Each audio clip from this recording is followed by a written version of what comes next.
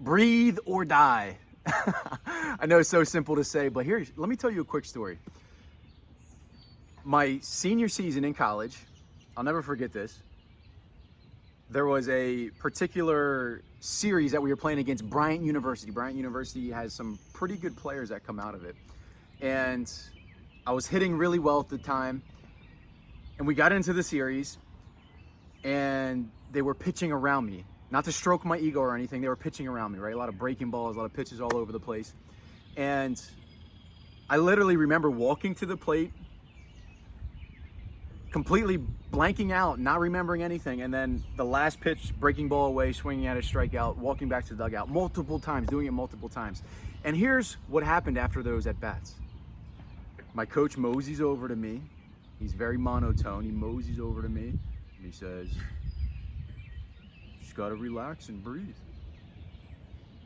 I mean, can you imagine how fucking pissed off and frustrated I was? And he comes over and just relax and breathe.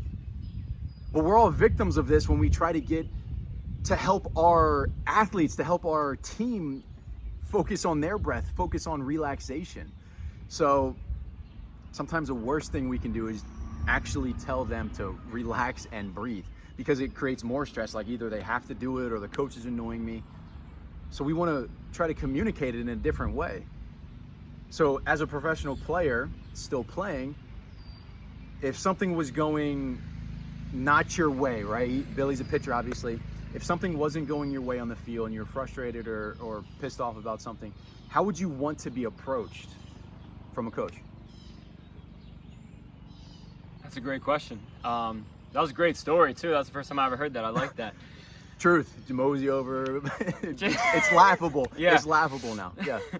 Like, not a big deal, you know, it's okay. You just K'd 3 times. But anyway, so yeah, for a coach to, you know, just to address a player that's going through a slump or going through something emotionally negative, you know, and they're just not in a good place, it is tough.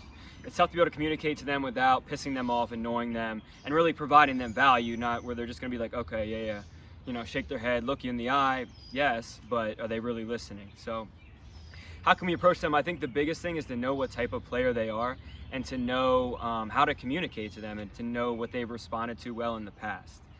So asking a lot of questions in practice, you know, how do you like to be addressed when you're slumping or when you just struck out? I think a rule of thumb would be not to address the player at all for a little bit right after they struck out or right after a pitcher gets taken out of the game. After a big home run, the last thing they want is somebody to come up to them in any manner. You know, you could say the greatest thing in the world, but the player might not be ready to receive it.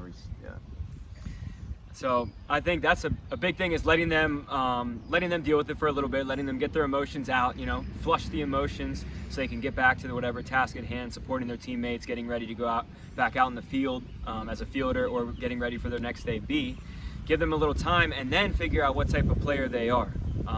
A lot of players respond well to, you know, maybe asking them a question. What did you see out there? You know, what pitch was it? Unless it was obviously, you know, a high fastball, everybody knows that, but what were you seeing? Maybe what were you thinking out there? Yes. And then you can guide them into what they could be thinking about and how they could improve the situation. So maybe if you ask them what they were thinking about, they were thinking big situation, I got to get a hit here. They're thinking I have to, instead of, you know, I'm going to do it, I'm confident to get a hit, and they were pressing. So maybe what you could say then is, you know, maybe taking that initial breath before you're at bat, before each pitch, will help you to relax and then focus on the task at hand, which is just getting a good pitch, hitting the ball hard.